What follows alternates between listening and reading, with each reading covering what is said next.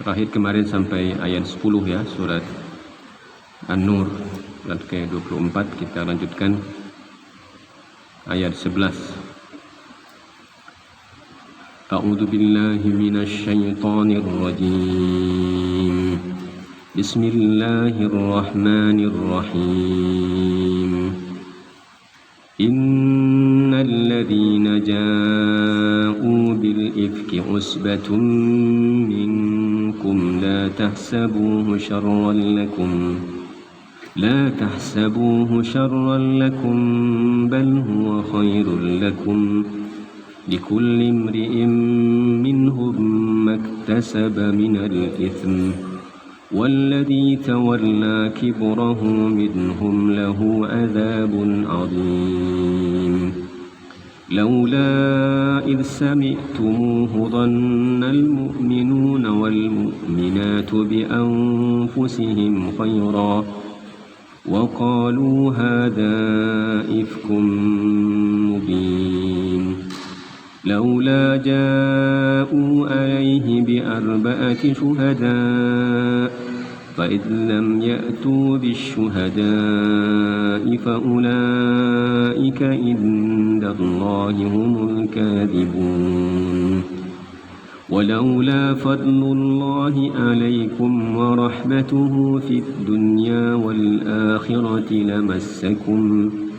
لمسكم فيما أفدتم فيه عذاب عظيم إذ تلقونه بألسنتكم وتقولون بأفواهكم ما ليس لكم به علم وتحسبونه هينا وهو عند الله عظيم ولولا إذ سمعتموه قلتم ما يكون لنا أن نتكلم بهذا سبحانك هذا بهتان عظيم يعظكم الله أن تعودوا لمثله أبدا إن كنتم مؤمنين ويبين الله لكم الآيات والله عليم حكيم.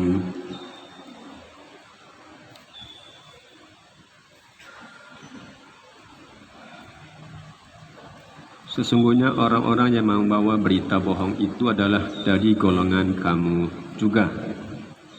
Janganlah kamu mengira berita itu buruk bagi kamu, bahkan itu baik bagi kamu. Setiap orang dari mereka akan mendapat balasan dari dosa yang diperbuatnya. Dan barang siapa di antara mereka yang mengambil bagian terbesar dari dosa yang diperbuatnya, dia mendapat azab yang besar pula.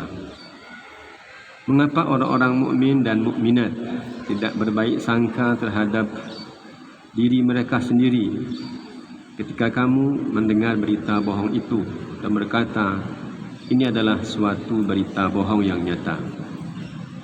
Mengapa mereka yang menuduh itu tidak datang membawa 4 saksi? Oleh karena mereka tidak membawa saksi-saksi, maka mereka itu dalam pandangan Allah adalah orang-orang yang berdusta.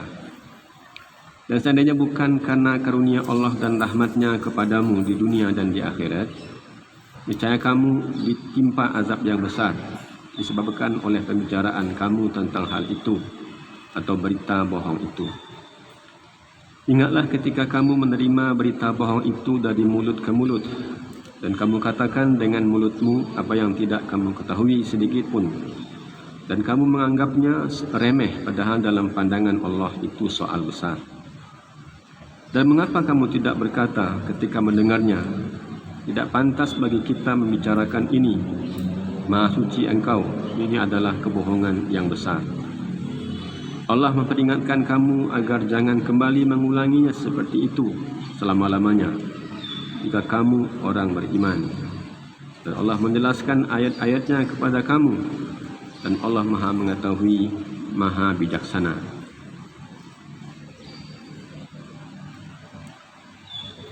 Ibu yang mulia, sebelumnya kita sudah mengkaji tentang surat ini yang Allah sebutkan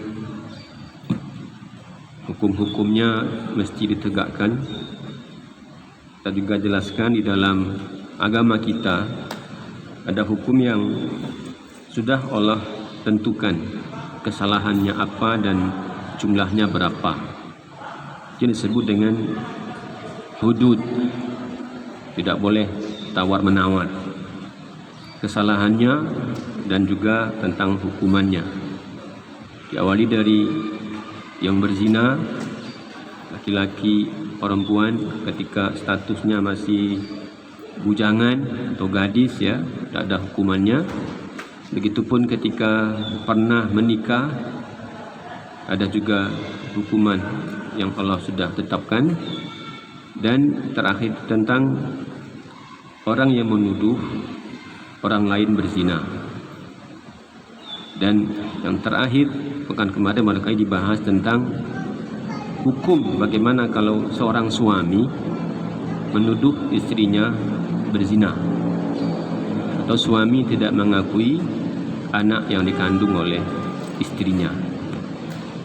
Ini kisah yang nyata dialami oleh keluarga Nabi di ayat yang ke-11. Apa yang disebut oleh ulama dengan hadithul ifki, fitnah yang mengalami atau diarahkan kepada keluarga Rasulullah, tepatnya Aisyah Ummul Mukminin radhiyallahu anha. Ceritanya panjang dan nanti kita ambillah hikmah dari peristiwa ini. Kata Allah, innal ladzina ja'u bil ifki usbatun minkum. Sesungguhnya orang yang membawa kabar bohong ini, kalau sekarang berarti hoax, ya, berita palsu. Sudah ada ternyata di masa Nabi berita palsu, dan efeknya sangat hebat. Jadi mengganggu ketenangan Nabi, ya, ketenangan Ummul Mukminin Aisyah, dan juga Abu Bakar bersama istrinya dan juga semua orang beriman. Ini orang yang membawa kabar bohong ini, usbatum minkum, golongan kamu juga, orang Islam juga. Ini datang bukan dari orang musyrik, tapi dari kalangan kaum muslimin. Jangan kamu kira ini peristiwanya buruk bagimu. Kalau secara lahir pasti dianggap ini fitnah, kan, berita buruk, kabar buruk. Kata Allah, jangan kamu kira itu berita buruk bagimu. Jangan kamu anggap itu hal yang jelek bagimu. Bal huwa khairul lakum, itu baik bagimu. Gimana bisa? Gimana bisa? Peristiwa sebegitu besar, lalu kemudian kata Allah, itu baik saja bagimu. Awal ceritanya ketika Nabi dan para sahabat mendapat informasi bahwa satu kabilah namanya Bani Mustalik itu tinggal di jalur antara Mekah dan Madinah. Peristiwanya berlangsung sejak, tanda kutip ya, kekalahan Nabi dan sahabat di perang Uhud sampai perang Badar selesai. Itu mental kaum muslimin itu sungguh sangatlah kuat, dan orang-orang kafir sangat ciut nyalinya. Jadi ada kebanggaan karena pasukan yang jumlahnya cuma 314 orang saja di perang Badar mampu mengalahkan hampir 1000 pasukan kafir Quraisy, dan itu menaikkan mental dan moral kaum muslimin. Peristiwa berbalik kalau setahun kemudian terjadi perang Uhud. Di perang Badar itu tahun kedua setelah Nabi berhijrah, dan perang Uhud tahun ketiga, tahun berikutnya. Jadi orang beriman itu sangat bangga karena mampu mengalahkan orang kafir, dan orang kafir selama setahun sejak perang Badar itu menyiapkan bagaimana di tahun berikutnya bisa mengalahkan Nabi dan para sahabat di perang Uhud. Nah, ketika perang Uhud hasilnya itu berbeda dengan perang Badar. Artinya ketika perang Badar hampir tidak ada pasukan sahabat yang meninggal. Tapi di perang Uhud ya, banyak sekali sahabat yang gugur. Walaupun orang kafir di awal-awal perang juga banyak yang mati terbunuh, tapi ketika pasukan sudah merasa menang dan kemudian mereka meninggalkan instruksi Nabi dan berlomba untuk mengumpulkan harta rampasan, akhirnya pasukan kafir kembali menyerang dan akhirnya mengalahkan kaum muslimin. Sejak peristiwa itu kabilah-kabilah lain atau kabilah-kabilah di luar kota Madinah sampai sebelum kota Mekah itu mulai bikin ulah, ingin menyerang Nabi, ingin menyerang kota Madinah, sehingga sampailah isunya kepada Nabi bahwa Bani Mustalik yang ada di jalur Mekah dan Madinah itu sedang menyiapkan penyerangan kepada penduduk Madinah. Sampai beritanya kepada Nabi dan Nabi kemudian mengirim utusan. Coba cari tahu, betulkah penduduk Bani Mustalik itu sedang bersiap-siap untuk menyerang? Sahabat sampai bisa masuk dan mendapatkan fakta bahwa memang Bani Mustalik sedang bersiap untuk menyerang kaum muslimin.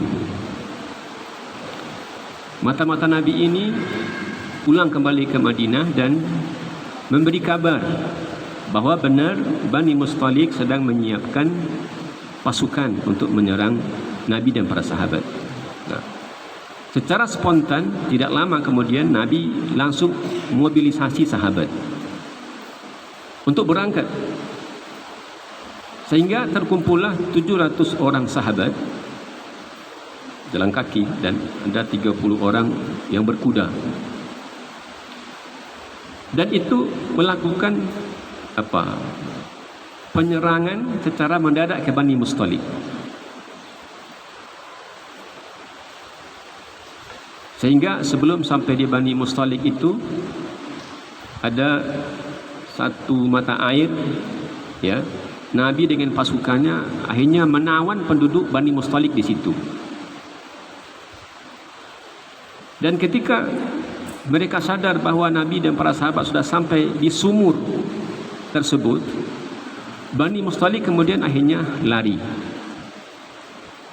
Jadi orang-orang yang menggembalakan kambing, orang-orang yang menggembalakan unta, lalu kemudian orang-orang yang sedang di tempat sumur itu ditawan. Nah, orang yang sebenarnya ingin menyerang itu masih belum sesiap yang dibayangkan. Sementara pasukan Nabi sudah sampai di dekat situ. Apa yang mereka lakukan? Akhirnya mereka lari. Karena ini namanya perang. Karena musuh berniat untuk menyerang, hanya tidak siap saja, akhirnya mereka kabur. Maka Nabi mendapatkan banyak rampasan, itu pun yang dibagi-bagi kepada sahabat. Akhirnya karena tidak terjadi pertumpahan darah, Nabi dan para sahabat memutuskan untuk pulang kembali ke Madinah. Sudahlah, kita sudah menang, musuh sudah kabur. Di antara rombongan ini ada istri Nabi. Jadi Nabi itu kalau bepergian agak lama itu biasa mengundi.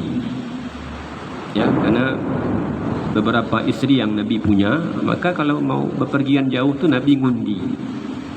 Kalau sudah mengundi berarti kan itu Allah yang tentukan. Nama siapa yang tercabut gitu ya, kayak apa ini? Arisan. Arisan. Tercabutlah nama Aisyah. Akhirnya Aisyah ikut dalam rombongan yang 700-an orang tadi itu. Dan ketika pulang itu jauh jaraknya karena ya tidak pakai motor, tidak pakai mobil, jalan kaki dan hanya beberapa ekor kuda dan beberapa ekor onta.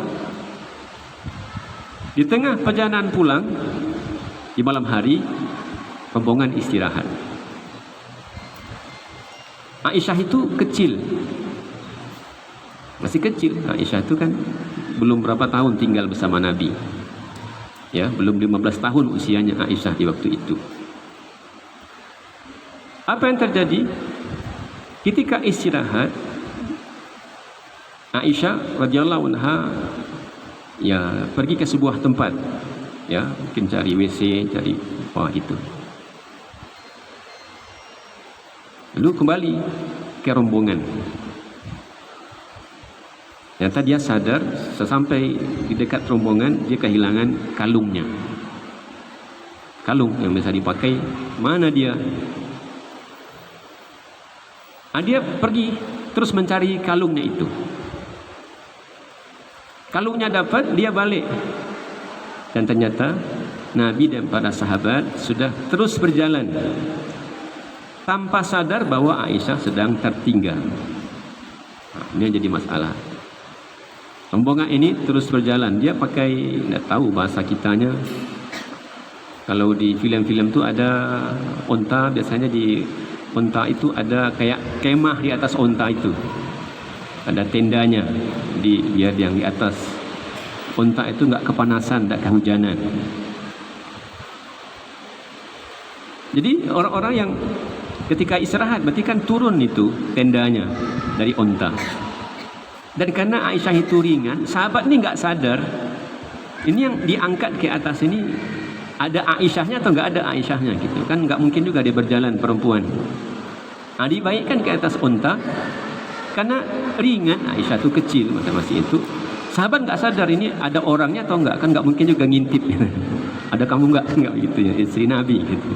Jadi angkat seolah-olah ada, padahal dia tertinggal mencari sesuatu di sana. Dan ketika ada kembali ke rombongan sudah berangkat.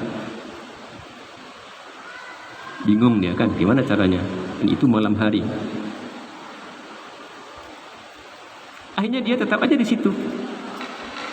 Ya, padang pasir, mau kemana sendiri gitu ya. Dengan harapan nanti rombongan itu sadar bahwa beliau tertinggal dan nanti kembali menjemput.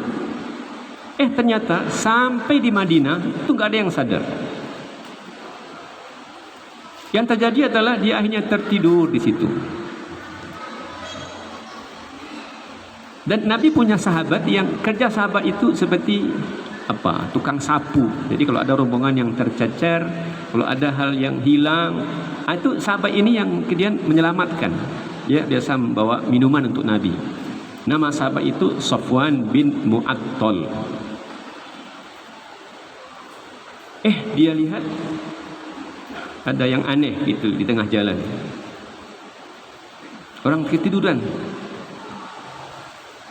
Kata dia, inna lillahi wa inna ilaihi raji'un. Dia lihat yang tertidur itu adalah Ummul Mukminin. Kata dia, saya pernah melihat dia ketika hijab itu belum ditetapkan. Jadi ketika hijab ditetapkan, kelihatan wajahnya,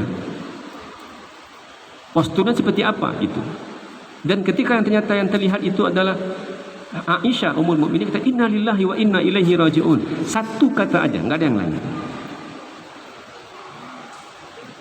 Coba dibayangkan bagaimana polemik batinnya ini. Suasananya. Hari malam, ini istri Rasulullah, perempuan dan dia laki-laki. Dia turunkan untanya dan meminta Aisyah untuk naik ke atas untanya. Tidak ngomong apapun sampai terakhir, sampai di Madinah, nggak ada. Hanya inna lillahi wa inna ilaihi raji'un. Ini musibah besar. Di mana istri Nabi tinggal sendirian di sini.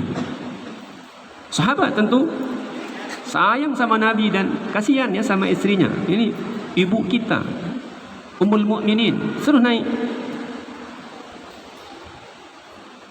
Dan sampailah di Madinah siang hari. Mana? Semalaman hilang. Anak gadis hilang semalaman, diantar sama laki-laki. Coba, ini istri Nabi ternyata hilang semalaman dan kemudian pulang sama laki-laki. Orang-orang munafik dapat bumbu. Ini dapat minyak, dapat bensin. Orang munafik dapat senjata. Kalau selama ini orang munafik ya ingin menimbulkan kekacauan antar umat Islam, terutama berasal dari Aus dan Khazraj, enggak mempan. Nah, ini ada peluang. Bagaimana meruntuhkan moral kaum muslimin? Tu coba, isteri Nabi kamu aja begitu, coba. Isteri Nabi kalian begitu, coba. Apa yang dipuja-puja? Isteri aja model begitu. Siang hari Aisyah langsung pulang ke rumah, ya, dan pulang ke rumah langsung demam. Dan orang beginilah ya, gini orang, dari orang munafik, dan akhir juga ada kaum muslimin yang terpengaruh. Gimana sih? Ada yang mulai percaya, ada yang ragu. Ya, yang baik-baik tentu mengatakan mustahil mereka lakukan kejahatan. Ini dua-duanya orang baik.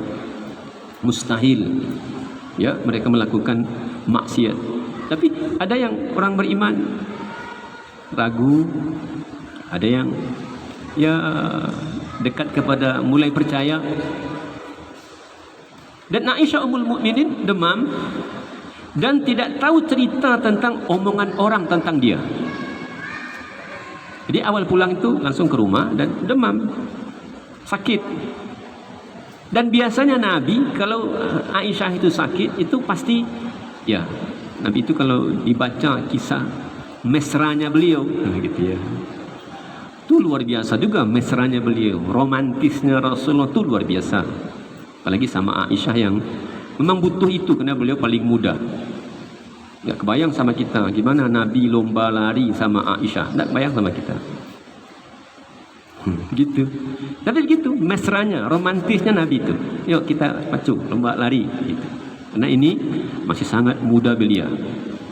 Tapi di saat itu Nabi dingin sikapnya. Dingin. Dan Aisyah juga belum tahu kenapa dingin. Sudah bepergian sekian hari tapi kok tidak ada sambutan kehangatan dari Nabi.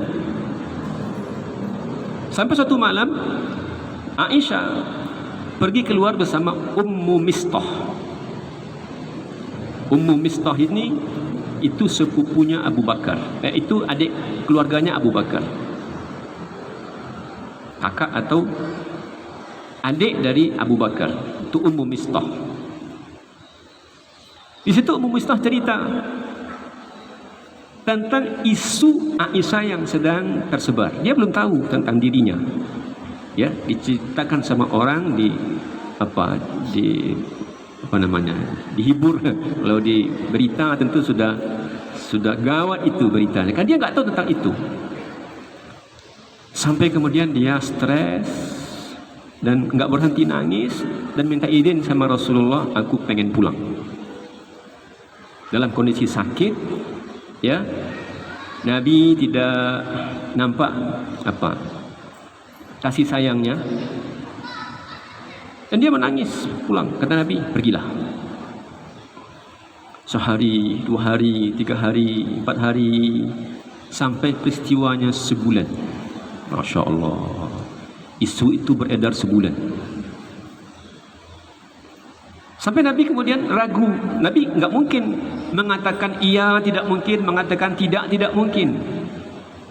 Sampai dia berkata, ya kalau kamu tidak lakukan itu, pastilah Allah akan membersihkanmu.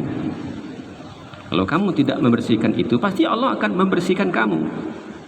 Dan kalau kamu bersalah, ya minta ampunlah, bertaubatlah, pasti Allah akan mengampunimu. Begitu kata Nabi. Coba gimana rasanya istri yang tidak pernah begitu, lalu sekarang seolah tidak dipercayai sama Nabi. Kalau kamu bersalah, minta maaf, ampun aja, Allah akan ampunkan. Kalau kamu tidak bersalah, pasti Allah turunkan. Kan sampai sekarang belum turun pembersihannya ini, belum ada putusan dari Allah bahwa dia ini tidak lakukan ini. Jadi Nabi begitu. Kata Aisyah, kalau aku bela pun pasti kamu nggak percaya. Kalau aku bela diri pasti nggak percaya. Ya, Aku jelas enggak akan katakan begitu. Aku enggak lakukan, pasti enggak ada yang percaya juga. Kalau aku katakan aku lakukan ini, mungkin juga enggak ada yang percaya. Biarlah aku seperti bapaknya Nabi Yusuf, Yakub alaihi salatu wassalam. Apa? Fasabrun jamil. Aku enggak punya pilihan kecuali sekarang aku menunggu, bersabar. Itu berhari-hari nangis ya, sementara isu terus berkembang. Nabi juga gimana ya, dan sahabat terprovokasi sehingga ada beberapa orang sahabat terlibat ya. Kalau tadi Abdullah bin Ubay bin Salul jadi sumber informasi, sekarang ada sahabat yang kemudian memindahkan ungkapan Abdullah ini kepada yang lain, sehingga ada ya, Hasan bin Thabit, ada Mistah bin Uthatha, ini sepupunya Abu Bakar, ada Himnah binti Jahash, dan ada Zaid bin Harithah, 3 orang laki-laki dan seorang perempuan.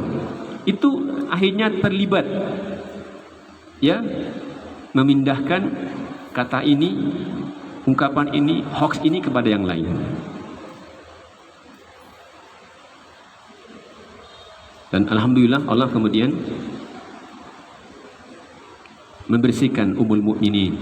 Jadi ketika Nabi bersama Aisyah, kata Aisyah, dilihat Nabi sedang dalam kondisi lemah, lalu kemudian keringatnya bercucuran. Ini tanda bahawa akan datang wahyu. Itu setelah sebulan. Aisyah tidak berharap, malu kalau peristiwa ini Allah pula yang kemudian menegurnya, Allah pula yang kemudian membersihkannya, turun pula wahyu tentang ini. Dia malu. Aisyah hanya berharap semoga Nabi dapat mimpi. Itu aja yang diharapkan. Mimpi. Kalau mimpi Nabi kan itu wahyu, fakta. Kalau mimpi Nabi itu nyata. Ketika dia lihat Nabi dalam kondisi lemah, lalu mengucur keringatnya, lalu kemudian turunlah ayat ini. Innal ladzina ja'u bil ifki usbatum minkum la tahsabuhu syarran lakum bal huwa khairul lakum. Apa kata Nabi?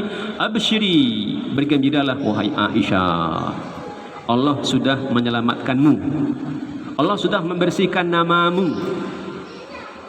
Apa kata isteri Abu Bakar, ibunya? Terima kasihlah sama Rasulullah. Apa kata Aisyah? Enggak. Bihamdillah, hanya dengan memuji Allah. Aku tidak puji Nabi. Itu saking tersinggungnya. Enggak. Bapaknya suruh minta maaf lah, terima kasih lah. Enggak. Bihamdillah, alhamdulillah, itu aja. Nabi kemudian pergi ke masjid, lalu pidato.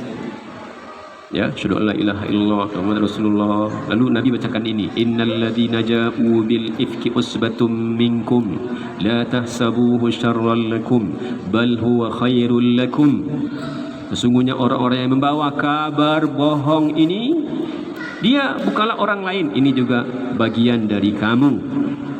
Jangan kamu kira ini peristiwa buruk, ini baik bagimu. Apa baiknya? Ya sudah, orang-orang yang menuduh itu berdosa dan orang-orang yang dituduh dapat pahala kan? Karena likulli imri'in maktasaba minal itsm, orang-orang yang berdosa itu akan mendapatkan dosa sesuai dengan perbuatannya. Berapa kadar dosanya? Ya, Abdullah bin Ubay bin Salul, berapa kadar dosa sahabat yang lain? Itu ada kadar dosanya. Tapi walladzi tawalla kibrahu minhum lahu adzabun adzim. Orang yang menjadi motornya Abdullah bin Ubay bin Salul, yang ngipas-ngipasin ini, yang ingin menimbulkan kekacauan dalam kehidupan kaum muslimin, kata Nabi, walahu adzabun adzim, untuk mereka ada azab yang pedih. Lalu Nabi tegakkan hukum. Apa hukumnya? Menuduh orang berzina, apa hukumnya? Dilarang. Apa sanksinya? Dicambuk sebanyak 80 kali. Kalau dia yang berzina masih bujangan atau masih gadis, 100 kali, dan ditahan atau diusir dari kampungnya selama setahun. Kalau sudah menikah atau pernah menikah, maka dirajam sampai mati, dilempar sama batu, digali lubang, selututnya masuk ke lubang itu, ditimbun selututnya lalu dilempari. Kalau orang yang menuduh, maka terhukumlah 3 orang laki-laki di antara sahabat dan 1 orang perempuan. Ya, Zaid, ada Hasan bin Thabit, ada Mistah, satu lagi Pak Zaid bin Harithah, satu lagi. Lalu ada perempuan Hibnah binti Jahash, ya, dicambuk sebanyak 80 kali. Dan Abu Bakar geram, marah, karena di antara orang yang menuduh atau menyebabkan peristiwa ini tersebar adalah sepupunya, anak dari Mistah tadi. Ya, anak dari ibunya Mistah tadi. Jadi anaknya yang bernama Mistah bin Uthathah. Ini miskin nih, ini sepupunya Abu Bakar.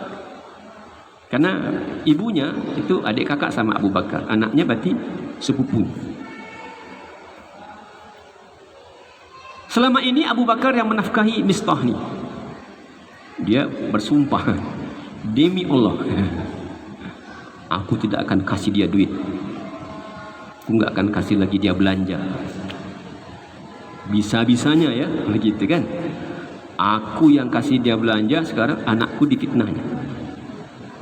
Demi Allah. Allah kemudian menegur. Wala ya'tali ulul fadli minkum wassa'ah.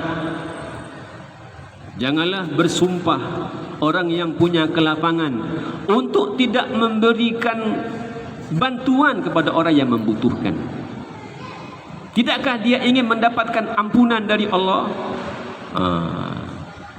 Ini kata Abu Bakar, ya enggak jadi.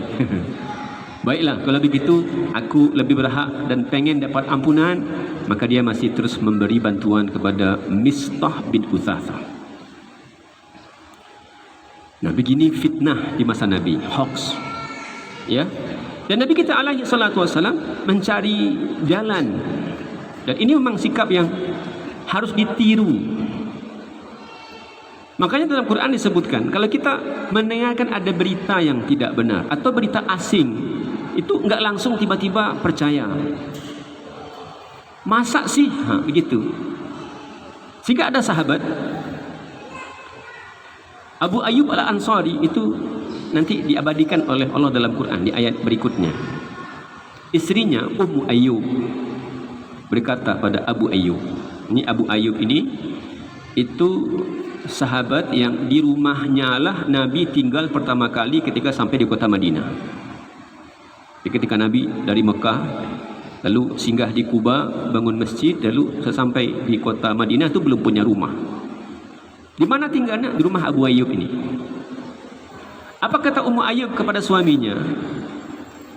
Apakah abang atau siapalah namanya itu mendengar kisah atau cerita yang sedang berkembang tentang Ummul Mukminin dan tentang Safwan bin Mu'attal? Kata Abu Ayyub, iya. Memangnya kenapa? Kata Abu Ayyub, menurut kamu gimana? Saya enggak percaya. Kata Abu Ayyub, ya, kalau kamu dalam posisi itu bagaimana?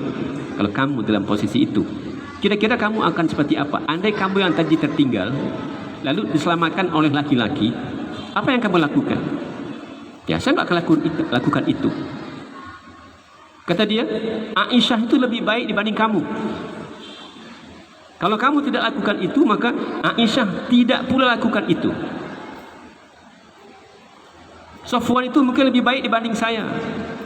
Kalau saya dalam peristiwa itu, saya tidak akan lakukan apapun, maka Safwan juga tidak akan lakukan itu. Makanya Quran mengingatkan kita, kata Allah, ya ayyuhalladzina amanu in ja'akum fasiqun binaba'in fatabayyanu. Wahai orang-orang beriman, jika ada orang fasik membawa berita. Dari mana sumber berita ini? Yang diperangi itu pertama adalah tadi itu orang kafir, Bani Mustalik. Dan ketika sampai di Madinah, ternyata orang kafir itu sudah enggak ada di Madinah.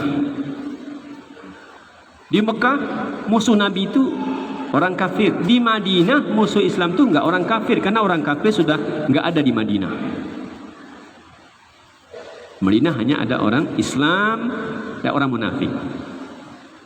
Ini di mana-mana terjadi begitu. Kalau Islam itu minoritas, lemah, maka musuhnya itu pasti orang kafir.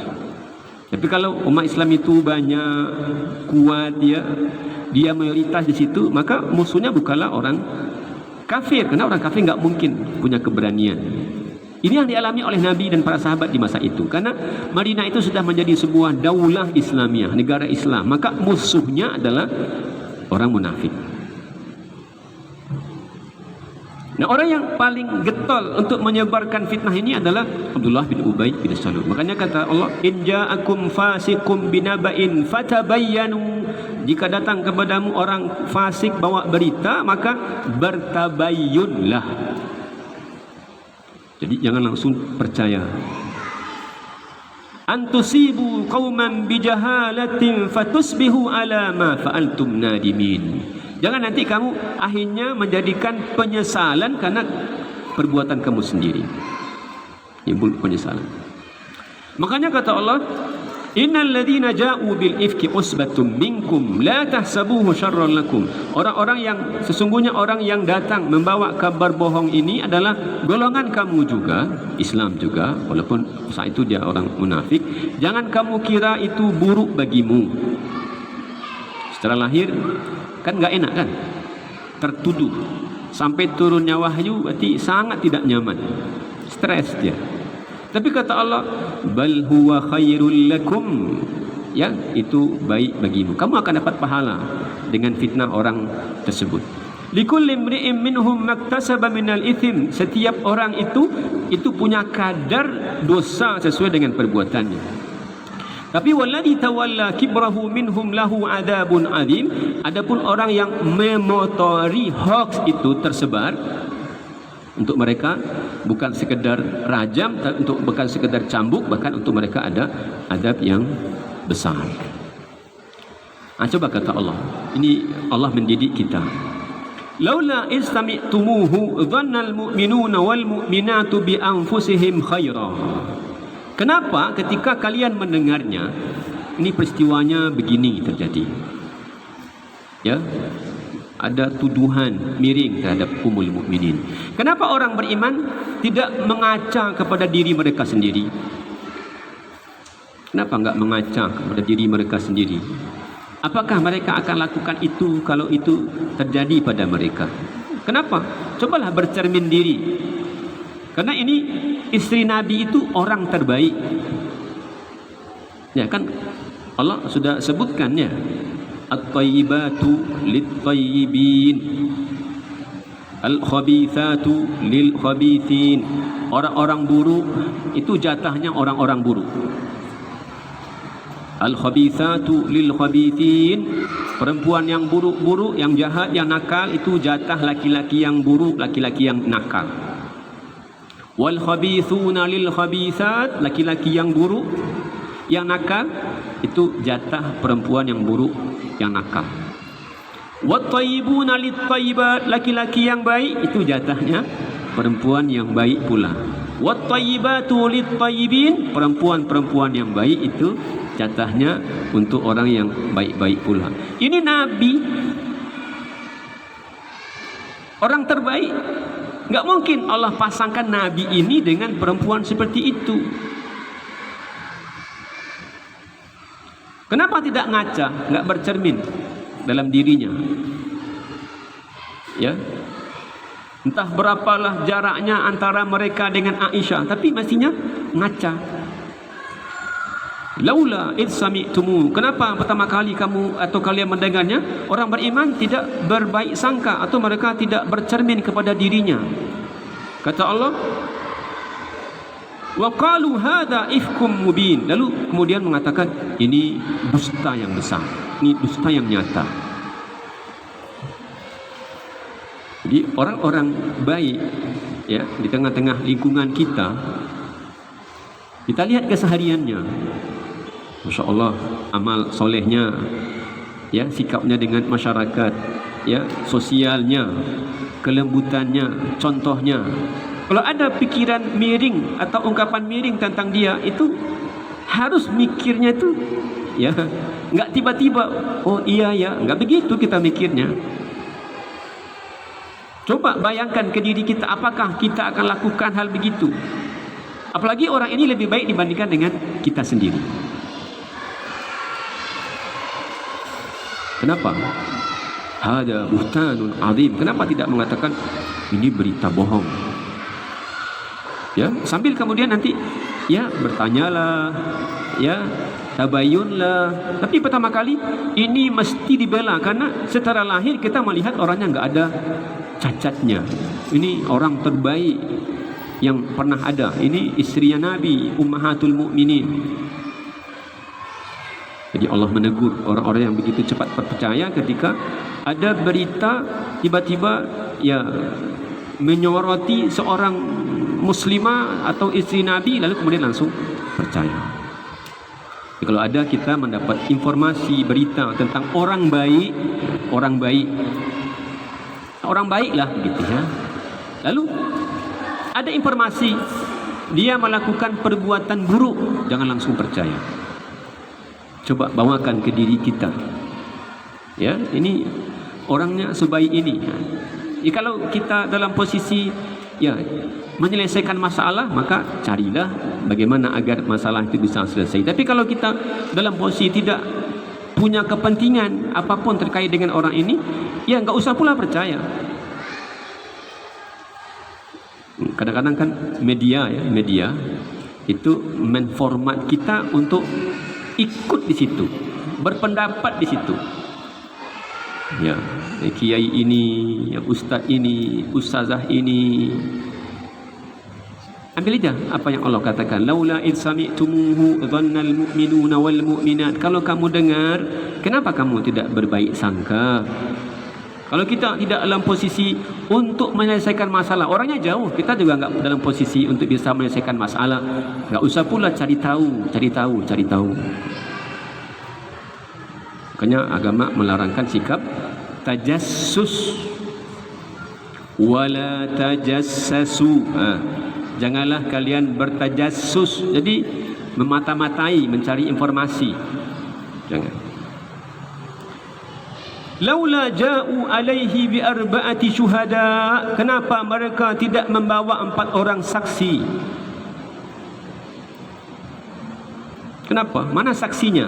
Kemarin kan kalau tidak ada saksi maka, ya, bersumpah begitu. Kalau ada suami kemarin yang menuduh istrinya berzina, harus ada saksi. Kalau ada orang yang kemudian melihat ada orang lain berzina, maka harus ada 4 orang saksi. Laula ja'u alaihi bi arba'ati syuhada. Kenapa mereka tidak mendatangkan 4 orang saksi dalam peristiwa ini? Fa idza lam ya'tu bisyuhada'i fa ulaika indallahi humul kadibun. Kalau mereka tidak datang bawa 4 orang saksi, berarti mereka adalah orang-orang yang berdusta. Coba, berat, ya, ini makanya disebutkan oleh Allah, ya, suratun anzalnaha, ini surat kami yang turunkan, wa faradnaha, dan kami yang fardukan. Padahal semua isi Quran itu Allah yang turunkan dan semuanya untuk diamalkan. Kenapa nang banyak ayat di sini yang memang sifatnya itu hudud dan itu perlu ditegakkan. Ya, kalau tidak ditegakkan hukuman bagi orang yang menuduh orang berzina, kalau nggak ditegakkan hukumnya, maka sangat mudah orang menuduh si A, si B berzina. Jadi Nabi nggak pilih-pilih. Ini 3 laki-laki, Zaid bin Haritha, Hasan bin Thabit, Mistah bin Utsatha. 1 orang perempuan, Himnah binti Jahaz, ya sudah dicambuk. Agar apa? Peristiwa sampai kepada kita bahwa Nabi nggak pilih-pilih. Di hukum hudud itu nggak boleh pilih-pilih. Kalau sudah sampai ke mahkamah, hukum hudud ini itu nggak ada maaf. Makanya Nabi pernah marah, ya, sama salah seorang sahabat. Usamah bin Zaid, ya, anak Zaid bin Harithah. Zaid bin Harithah itu disebut sebagai anak angkatnya Nabi. Anaknya namanya Usamah. Suatu waktu ada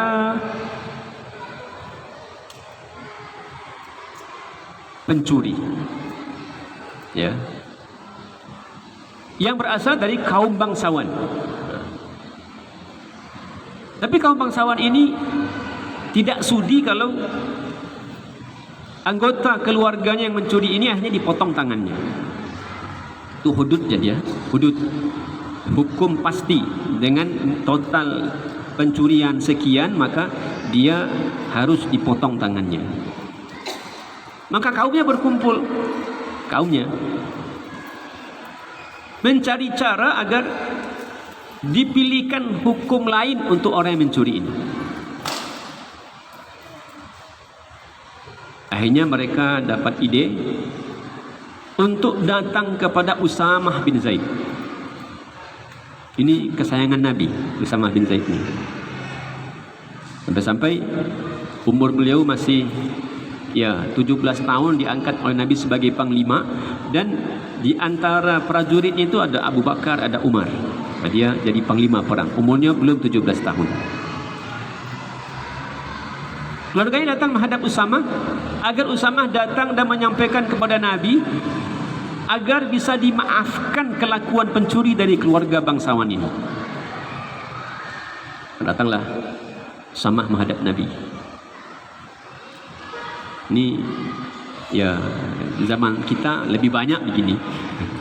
Di zaman kita ya, kalau ada yang salah, yang punya uang, yang punya jabatan, ya, nah itu kalau hukum bisa dibeli, datang.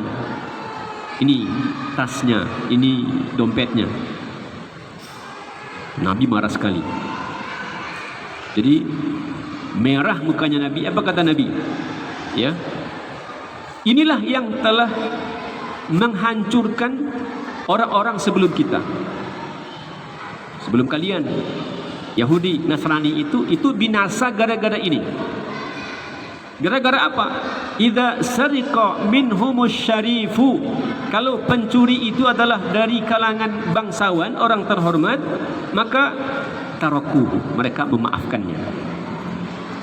Jadi kalau pencuri berdasi, pencuri yang pakai Mercy, kalau pencuri yang mobilnya, rumahnya yang sangat kaya raya itu, kata Nabi, maka tarakuhu, mereka biarkan. Tapi bila yang mencuri itu adalah ad-dhaifu,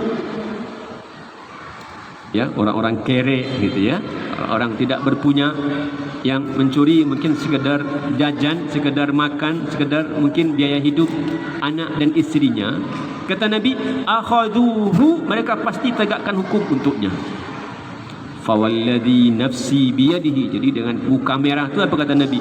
Demi Allah yang nyawaku ada di tangannya. Lau anna Fatimata binti Muhammadin sariqat, andai Fatimah anakku, darah dagingku sendiri, andai dia mencuri, laqata'tu yadaha, aku pasti akan potong tangannya. Karena ini hukumnya sudah pasti, kesalahan ini hukumannya. Itu disebut dengan hudud. Itu kalau sudah sampai kepada mahkamah, itu tidak ada maaf. Gimana kalau kita damai aja? Tuh nggak ada damai di situ. Ya, kalau sudah sampai ke mahkamah, kalau mau damai, damai sana. Jangan bawa ke mahkamah, jangan bawa ke pengadilan. Nah, laula ja'u alaihi bi arba'ati syuhada, kenapa mereka tidak membawa 4 orang saksi? Ketika mereka tidak membawa 4 orang saksi, yang kemarin disebutkan di awalnya ya, bahwa seperti bagaimana telunjuk masuk ke dalam gelas. Telunjuk masuk ke dalam gelas, benar-benar menyaksikan mereka berzina, ya. Kalau enggak, maka tidak disebut sebagai berzina, tidak ditegakkan hukum berzina melalui kesaksian, kecuali kalau dua-duanya mengaku atau salah satu mengaku.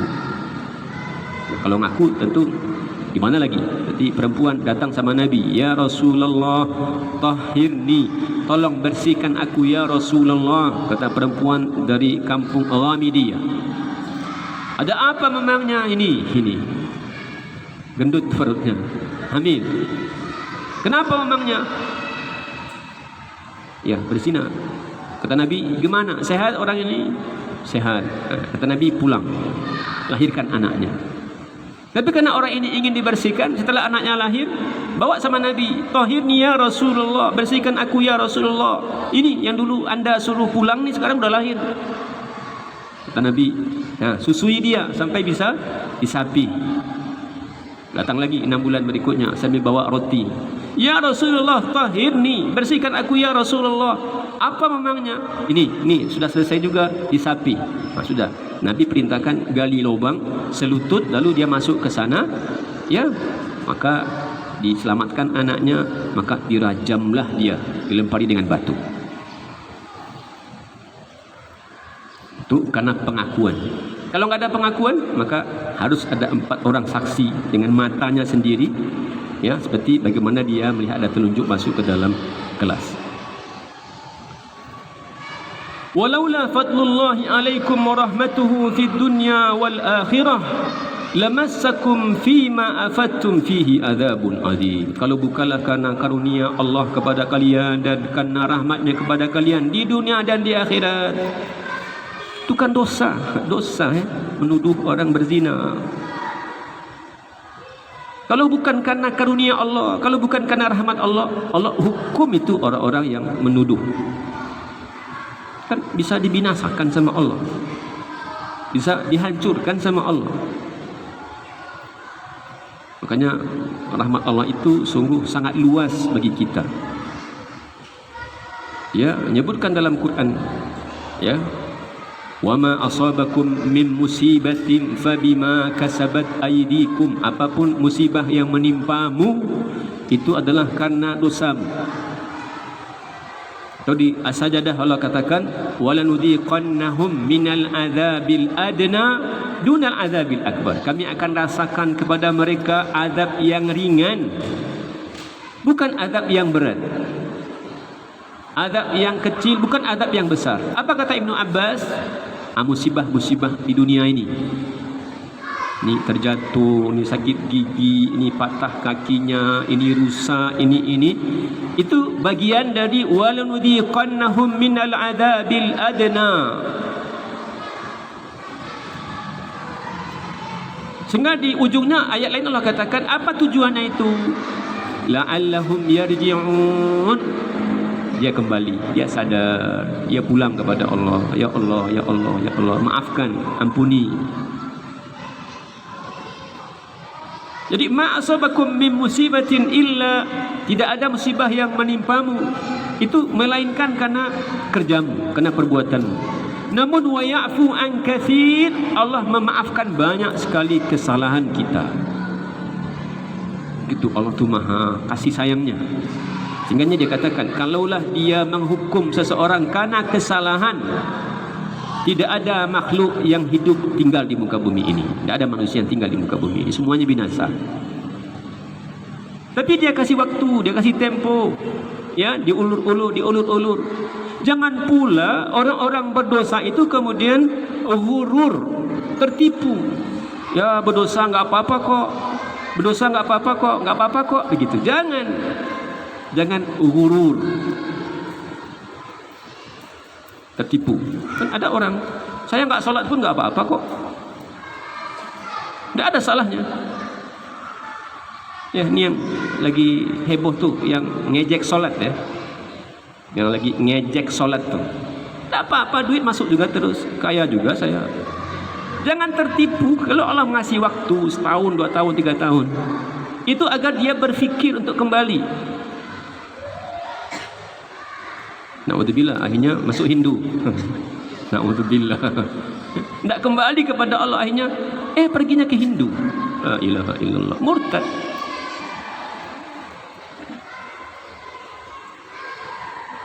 Jadi nggak ada musibah yang menimpa kita ini kecuali itu karena kesalahan kita, dan Allah maafkan banyak kesalahan. Jangan tertipu. Jadi kita alhamdulillah beriman, beramal soleh, kita berharap kepada Allah, berharap kepada Allah, berharap kepada Allah. Itu bisa berharap sama takut, berharap sama takut, berharap sama takut, kan butuh dua hal itu ya, butuh dua hal. Kita solat, kita beribadah pun butuh dua hal. Itu rukun ibadah, al khaufu war raja, takut dan harap. Kenapa solat? Ya, berharap pahala. Kalau enggak solat, takut diadab Allah. Itu dua. Kenapa mau puasa? Kenapa baca Quran? Ada dua, rukun ibadah itu dua. Khauf, kalau saya enggak puasa, saya takut. Kalau saya berpuasa, saya berharap dapat sesuatu dari Allah. Harapnya kepada Allah, kalau pada manusia tidak boleh. Karena fa idza faraqta fansab wa ila rabbika farghab. Kalau selesai satu pekerjaan, bangkit untuk pekerjaan yang kedua, ketiga dan keempat. Dan ingat, wa ila rabbika farghab, dan hanya kamu berharap kepada Tuhanmu.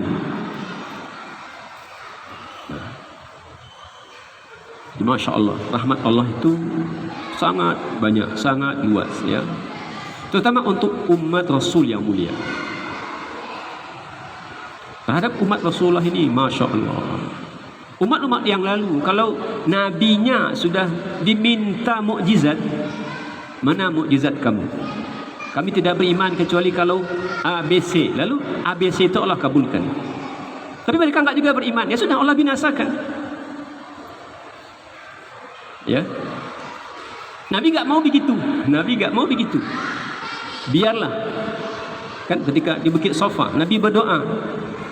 Ya, datang malaikat. Ya Muhammad. Ya, kalau kamu mau. Ya.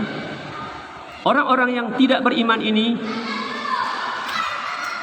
kalau mereka tidak beriman, setelah dia diberikan bukti kenabianmu, maka mereka akan binasa. Atau kata Allah, kamu biarkan dan kamu kasih mereka tempo.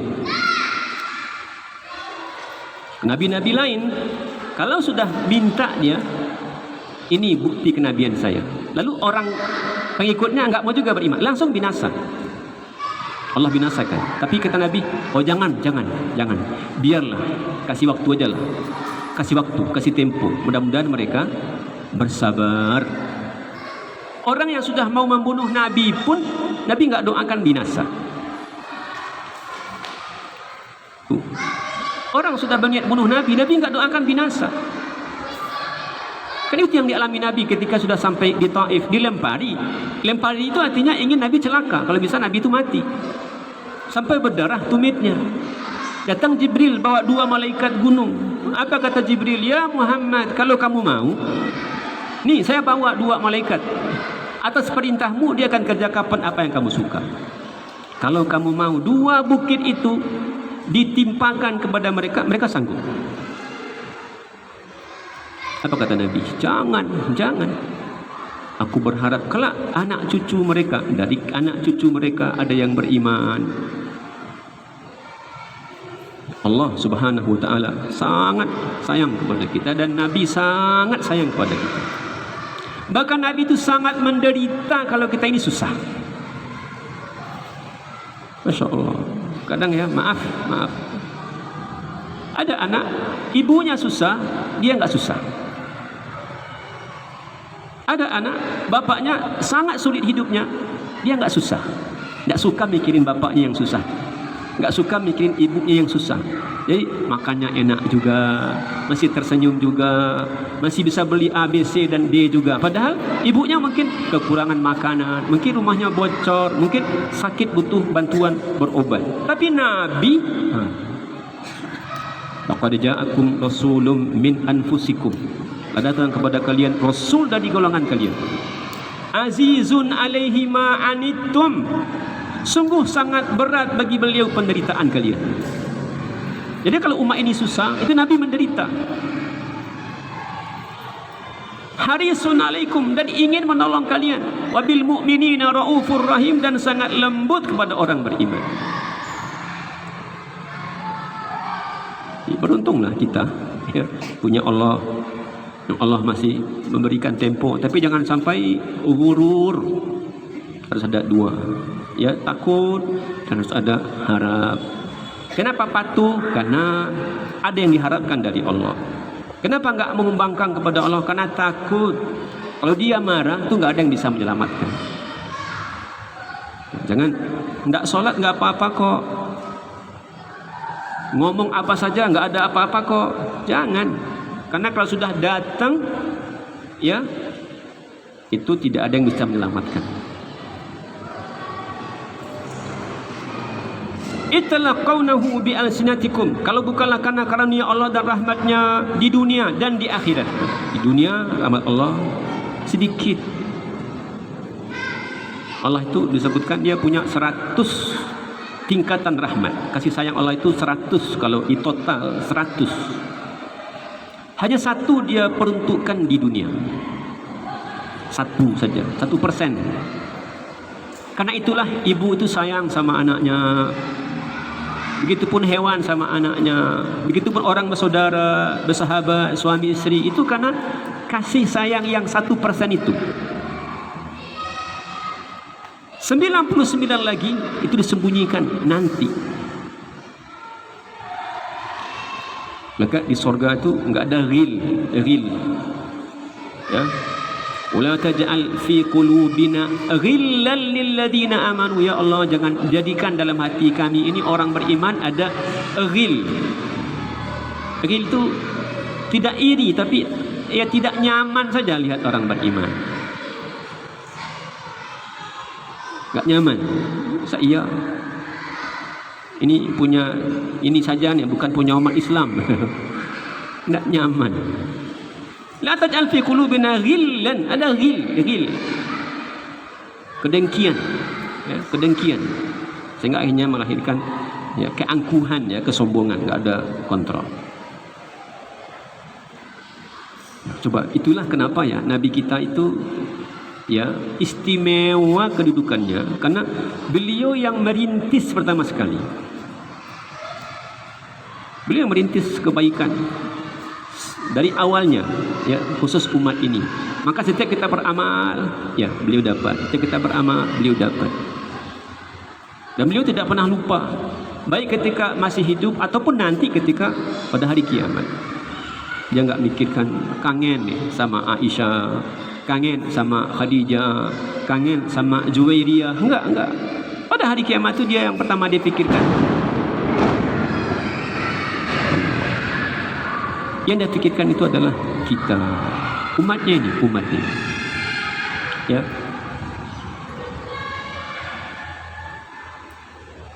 Istalaqawnahu bi alsinatikum, ketika kalian memindahkannya, jadi ngomong satu sama lain.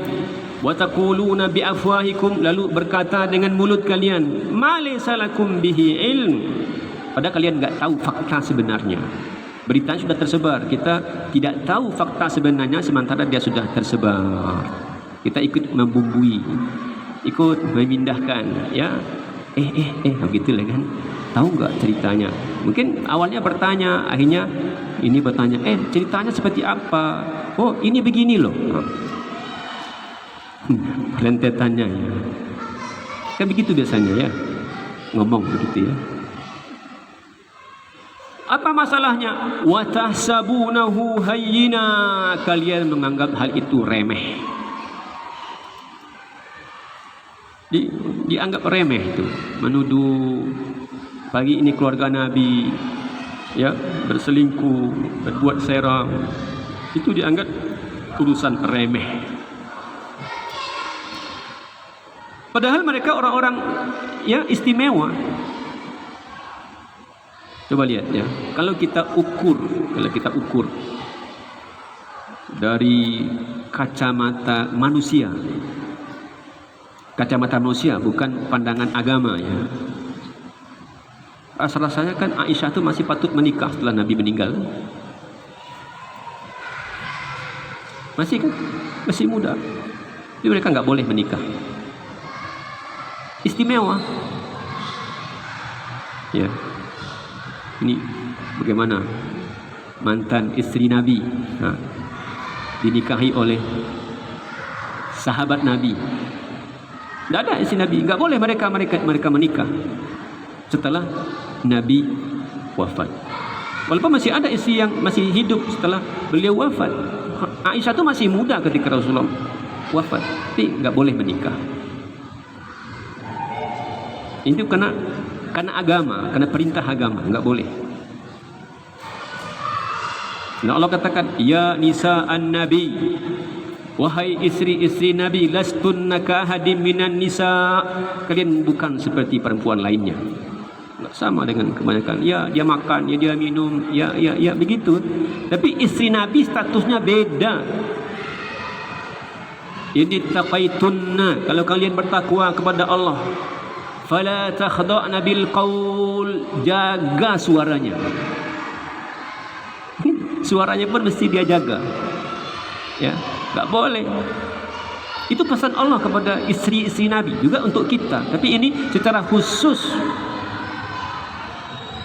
Ya, nelpon, bang, padahal enggak ada hubungannya. Kayak nelpon suaminya, kayak nelpon apanya gitu. Apa? Begitu aja. Ya, ada apa? Udah selesai urusannya. Nggak ada ini tambah lagi yang nggak ada hubungannya dengan pekerjaan, nggak ada hubungannya, sudah selesai. Nah, itu yang kadang-kadang menjadi fitnah ya. Ya, curhat sama teman di kantor. Ya sudah, urusan kamarnya, urusan dapurnya, urusan rumahnya, curhat sama orang lain. Nah, itu ya sudah, Pak respon. Kata Allah, ya nisa'an nabi, wahai perempuan, istri-istri Nabi, lastunna ka'ahadi minan nisa, kalian enggak sama dengan perempuan lain. Ini taqaitunna fala takhda'na bil qaul fayatma alladhi fi qalbihi marad. Atur kata-kata, jangan sampai ya ada orang yang hatinya berpenyakit. Saya enggak sampai sih menyebut suara perempuan itu aurat ya. Kan ya kenapa perempuan nggak boleh jadi imam, kan di antara alasannya begitu. Saya nggak sampai se ekstrim itu, tapi ya tahulah kita ukuran suara kita, tahulah kita ukuran suara kita, kepentingan ngomong itu seperti apa. Fala takhda'na bil qaul, jangan sampai ada orang yang hatinya berpenyakit, fayatma alladhi fi qalbihi marad, lalu ada penyakit dalam hati. Bagi orang yang punya penyakit dalam hati, suara menjadi fitnah. Ya, nah, kalau bicara sepatutnya suaranya juga ya beda. Kita menghadapi laki-laki dengan sama perempuan itu ya atur. Saya menghadapi laki-laki walaupun suara kita ini perempuan, tapi menghadapi laki-laki itu suaranya enggak seperti kita ngomong dengan laki-laki. Itu kalau orang asing ya, kalau orang asing. Suami ya pastilah, ayah ibu di rumah ya itu. Tapi kalau orang asing, apalagi di kantor, apalagi kawan lama, lalu ketemu di grup, nah, itu ngomong, sudah.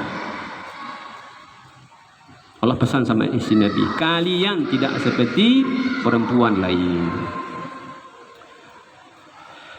Wa tahsabunahu hayyina. Masalahnya kalian menganggap itu urusan enteng. Enggak, itu bukan urusan kecil tuh. Ini keluarga Nabi. Dan ketika keluarga Nabi itu menyangkut orang beriman. Jadi itu fitnah. Bukan hanya untuk satu keluarga, tapi itu menjadi penyakit untuk semua kaum muslimin kalau itu dibiarkan. Jadi harus ada pembelaan. Jadi harus ada pembelaan kita kepada keluarga Nabi. Tidak boleh kita larut. Ya, di persepsikan buruk. Oh, kita enggak, kita yang menepis, enggak mungkin. Ya, ini orangnya baik nih, lalu ada orang yang menggiring bahwa dia itu seperti orang buruk, katakan enggak, dia orang baik. Begitu kita membela Nabi atau membela orang-orang baik.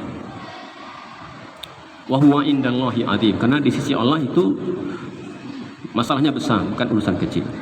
Walaula in sami'tumuhu qultum ma yakunu lana an natakallama bihadza. Kenapa ketika kalian mendengar itu kalian tidak mengatakan ya kita enggak patut menceritakan ini.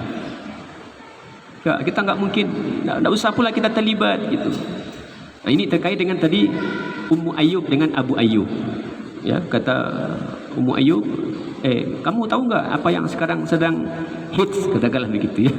Yang sedang ramai sekarang di sekitar kita ini, tahu enggak kamu? Apa memangnya? Itu tentang Aisyah. Oh iya. Lalu kata Abu Ayyub, gimana kalau menurut kamu? saya enggak akan lakukan itu. Nah, kata Abu Ayyub, saya yakin ya Aisyah lebih baik dibanding kamu. Makanya dia jadi istri Nabi itu karena dia lebih baik. Bukan karena dia cantiknya. Bukan, karena dia lebih baik, maka dipilih Allah menjadi istri Nabi. Oh, cantik, mungkin banyak yang lebih cantik. Ya, Khadijah juga bukan karena cantiknya, bukan karena kayanya. Ya, Allah pilihkan dia karena dia terbaik. Ya, dia terbaik. Allah pilihkan untuk orang yang sangat baik pula. Nah, kata Abu Ayyub, ya, saya yakin Aisyah lebih baik dibanding kamu. Kalau kamu tidak lakukan itu, maka Aisyah pasti tidak lakukan itu. Makanya kata dia, subhana. Ya, kenapa kalian ketika mendengar itu kalian enggak mengatakan, oh kami enggak perlu bicarakan itu, sudahlah saya enggak mau ikut-ikut. Ya subhana. Nah, ini ungkapan Abu Ayyub. Maha suci engkau. Hada buhtanun azim. Kata Abu Ayyub, ini adalah dusta yang besar, dusta yang besar. Ya'idukumullahu an ta'udu limislihi abada. Demikianlah Allah mengajarkan kepada kamu agar jangan lagi kembali ke peristiwa ini selamanya, jangan ulang lagi. Jadi Allah sekali teguran Allah ya coba, sekali menegur, tidak ada teguran kedua, tidak ada teguran ketiga, tidak ada peringatan 1, 2 dan 3. Satu kali peringatan kata Allah selamanya. Karena ini sangat tidak layak pada masyarakat Islam atau keluarga Nabi. Ya'idukumullahu an ta'udu. Allah ingatkan, Allah ancam, hati-hati, jangan pernah kembali lagi kepada peristiwa ini. Cukuplah sekali ini saja. In kuntum mu'minin, kalau kalian beriman, sadarilah ini kekeliruan, ini kesalahan. Ya minta ampunlah, bertobatlah, jangan pernah mengulangi ini lagi. Yubayyinu wa yubayyinu lakumul ayati wallahu alimun hakim. Dan Allah menjelaskan kepada kamu ayat-ayatnya, dan Allah Maha mengetahui dan Maha bijaksana. Barangkali sampai situ saja ya, nanti kita lanjutkan. Kayaknya cuaca sudah enggak kondusif ya.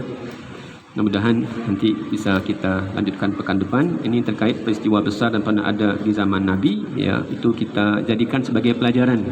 Jangan biarkan peristiwa ini terjadi pada masyarakat kita, pada orang-orang baik di tengah kita. Katakan, ya saya enggak terlibat dalam urusan ini, lakukanlah tabayyun. Allahu a'lam bishawab. Assalamualaikum warahmatullahi wabarakatuh.